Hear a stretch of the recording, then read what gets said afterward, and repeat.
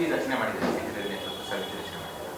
ಏನು ಭರವಸೆ ಇದೆ ನಿಮಗೆ? ಅಂದರೆ ಯಾರೆಲ್ಲ ಅಡ್ಡ ಮತದಾನ ಮಾಡಿದ್ದಾರೆ ಗೊತ್ತಾಗುತ್ತೆ ಅನ್ನೋ ಭರವಸೆ ಏನು ಅಂತ? ಅಲ್ಲ 100% ಯಾರು ಮತದಾನ ಅಡ್ಡ ಮತದಾನ ಆಗ್ತಾರೆ ಅಂತ ಈಗಾಗಲೇ ಬರ್ತಾ ಇದೆ, ನಮ್ಮ ಮಾಹಿತಿಗಳೆಲ್ಲ ಬರ್ತಾ ಇದೆ.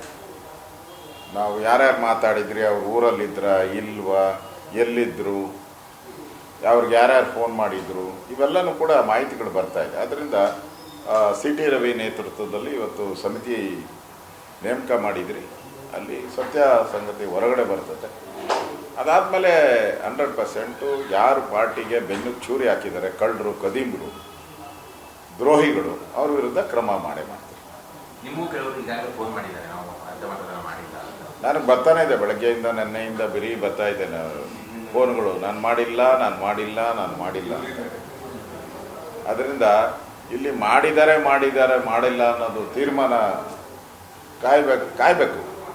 ಅದೇನೋ ನಾನು ಆವಾಗಲೇ ಹೇಳಿದ್ದೀನಿ, ಊರಿಗೆ ಬಂದೋಡು ನೀರಿಗೆ ಬರದೇ ಇರ್ತಾಳ, ಸೆರಗಲ್ಲಿ ಕೆಂಡ ಕಟ್ಕೊಂಡ್ರೆ ಎಷ್ಟೊತ್ತಿರ್ತತೆ?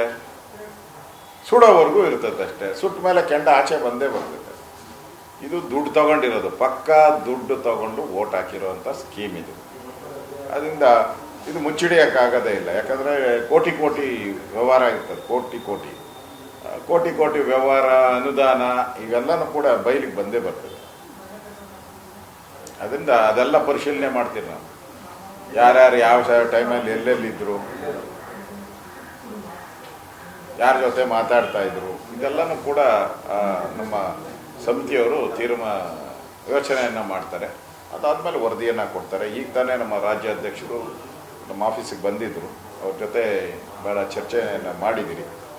ಸೊ ಕೇಂದ್ರದ ಗಮನಕ್ಕೂ ತಂದಿದ್ದೀರಿ. ಕೇಂದ್ರದ ನಾಯಕರು ಕೂಡ ಮುಂದಿನ ವಾರದಲ್ಲಿ ಬರೋಕ್ಕೆ ಹೇಳಿದ್ದಾರೆ. ಆವಾಗ ಅದೆಲ್ಲ ರಿಪೋರ್ಟನ್ನು ನಾವು ತಯಾರು ಮಾಡ್ಕೊಂಡು ಕೊಡ್ತೀವಿ. ಈ ಘಟನೆ ಏನಾಗಿದೆ, ಈ ಘಟನೆಯಿಂದ ಯಾರ್ಯಾರು ಕೈವಾಡ ಇದೆ, ಇವೆಲ್ಲನೂ ಕೂಡ ಬಯಲಿಗೆ ಬಂದೇ ಬರ್ತದೆ.